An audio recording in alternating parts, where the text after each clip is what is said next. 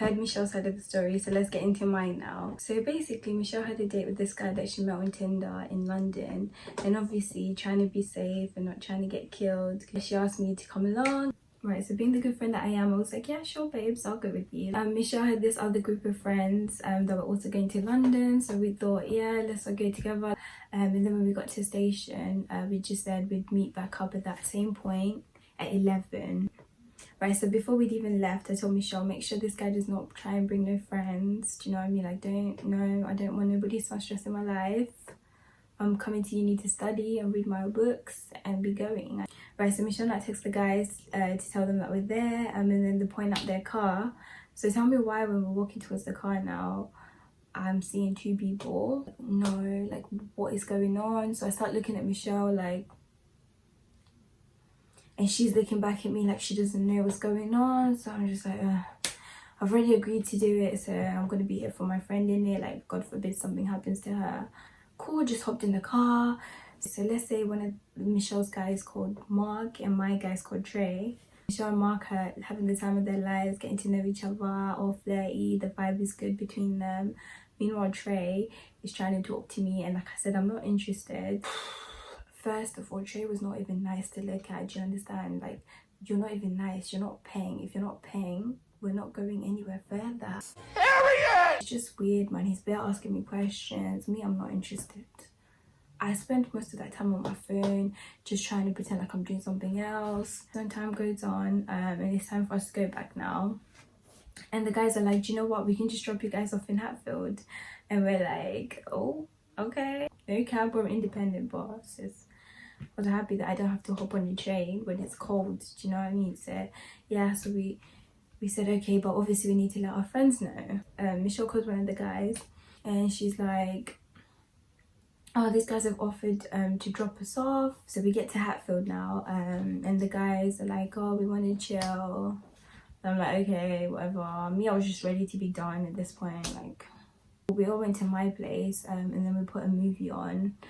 Right, so Michelle and Mark are enjoying the movie, being all cute, like they're in like a cuddling position or something like that. Meanwhile, Trey's still trying to move to me, and obviously me, I'm not having it. He's starting to make me uncomfortable even. Like, I'm just like, please stop. Please stop. And then for some reason in his head, he got some vibe. I don't understand what possessed him, what told him to try and put his lips on my lips. Me, I just, at that point, yeah, guys, I was completely fed up. I was like, no, I'm not gonna let someone make me uncomfortable in my own room. No, I'm not having it. So I just stepped out. I just walked out of my room. Yeah, so Michelle then followed me out. She goes, oh, you're ruining things between me and this guy. And I'm just thinking, sis, I'm not gonna make myself uncomfortable just so you can enjoy yourself with this random guy from Tinder. Do you understand? Like, no.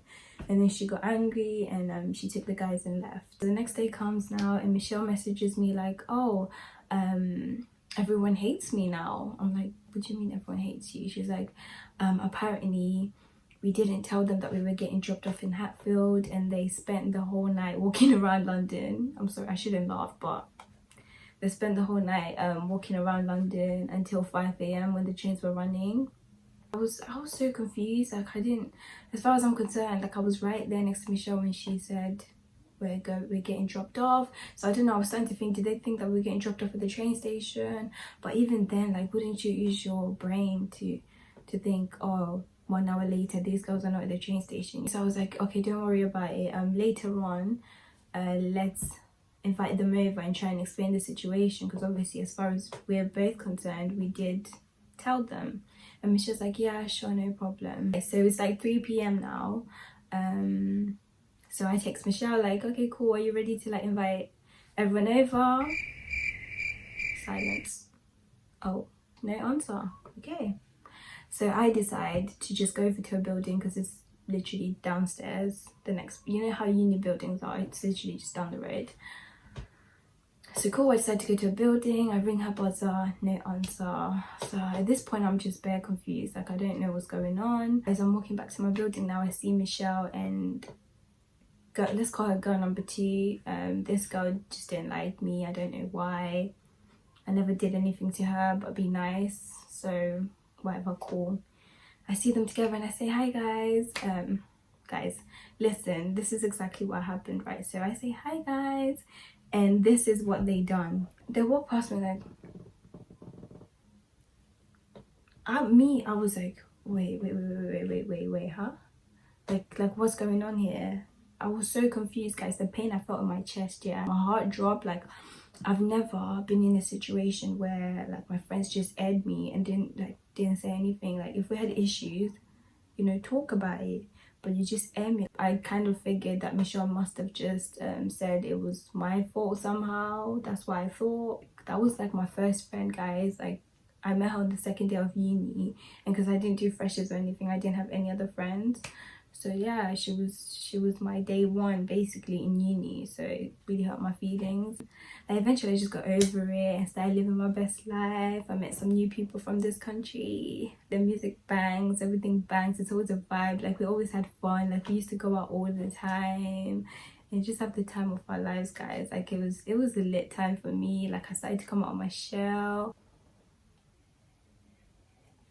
So now every time I see Michelle on campus, I just walk past her like I never knew her, like this. So I was so used to doing it. So one time it was like a face-to-face confrontation type of situation. She was like coming up the stairs and I was going down them. I just walked past, and then as she's walking past me, she now made like a joke in Shona about how, oh, I think I'm too good to say hi or something, and I just laughed it off. And then we had a little catch-up conversation and we exchanged numbers. Yeah, we exchanged numbers and just started talking again. And then like we had a sit-down talk, obviously, and talked about the situation. Ever since then, me and Michelle have not had any issues at all. We don't argue, we're straight with each other, and if like she has a problem, she'll come to me, and if I have a problem, I'll go to her. Like, I just know she gets me. So yeah, that's what we're doing this channel together. It's exciting. So hopefully you guys enjoy what we put out, and yeah, see you next time.